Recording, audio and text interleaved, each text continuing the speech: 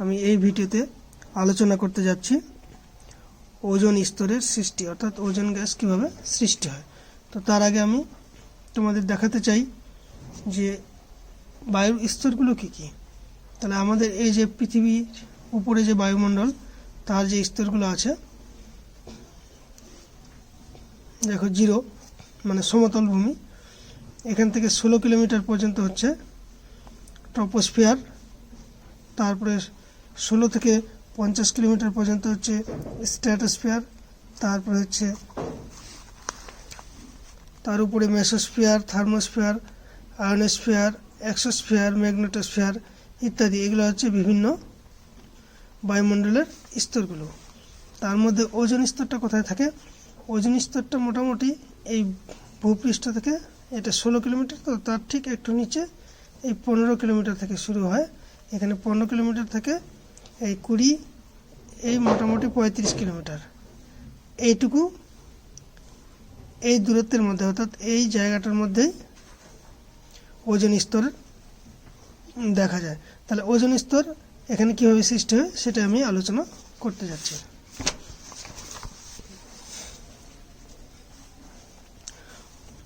এই স্তরে oxygen gas থাকে, তো এইবার যখন সূর্যরশ্মি থেকে আলট্রাভায়োলেট রে ইউভি এসে পড়ে, তার মধ্যে মনে রাখবে যে এই আলট্রাভায়োলেট রশ্মির মধ্যে কম তরঙ্গ দৈর্ঘ্যযুক্ত ইউভি আছে এবং বেশি তরঙ্গ দৈর্ঘ্যযুক্ত ইউভি আছে। তার মধ্যে কম তরঙ্গ দৈর্ঘ্যযুক্ত ইউভি অর্থাৎ আলট্রাভায়োলেট রে, বাংলায় বলা হচ্ছে এটাকে অতিবেগুনি রশ্মি। তাহলে কম তরঙ্গ দৈর্ঘ্যযুক্ত অতিবেগুনি রশ্মি এই অক্সিজেন গ্যাসগুলোকে ভেঙে, অক্সিজেন অণুগুলোকে ভেঙে দুটো অক্সিজেন পরমাণুতে পরিণত করে। আর এই অক্সিজেন পরমাণুগুলো পরে কি হয়, আরও যে বাকি অক্সিজেন অণু আছে তাদের সঙ্গে যুক্ত হয়ে সৃষ্টি করে ওজোন অণু। তাহলে এভাবে একদিকে কি হয়, কম তরঙ্গ দৈর্ঘ্যযুক্ত অতিবেগুনি রশ্মির প্রভাবে অক্সিজেন গ্যাস ভেঙে ওই অক্সিজেন পরমাণু সৃষ্টি হচ্ছে এবং এই অক্সিজেন পরমাণুগুলো অক্সিজেন অণুর সঙ্গে যুক্ত হয়ে 3 পরমাণুযুক্ত ওজোন অণু সৃষ্টি হচ্ছে, অর্থাৎ ওজোন স্তর সৃষ্টি হচ্ছে। আবার ঠিক অপরদিকে কি হয়, যে বেশি তরঙ্গ দৈর্ঘ্যযুক্ত যে ইউভি অর্থাৎ অতিবেগুনি রশ্মি, এই রশ্মির প্রভাবে কি হয়, ওজোন গ্যাসটা ভেঙে যায়, ভেঙে গিয়ে সৃষ্টি করে অক্সিজেন অণু আর হচ্ছে অক্সিজেন পরমাণু।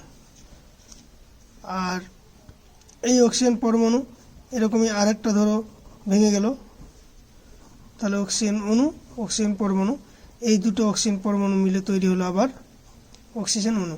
তাহলে এইভাবে আমরা কি দেখতে পাচ্ছি, যে একদিকে কম তরঙ্গ দৈর্ঘ্যযুক্ত অতিবেগুনি রশ্মির প্রভাবে অক্সিজেন গ্যাস ভেঙে ওজোন গ্যাস সৃষ্টি হচ্ছে, আবার ঠিক অপরদিকে বেশি তরঙ্গ দৈর্ঘ্যযুক্ত অতিবেগুনি রশ্মির প্রভাবে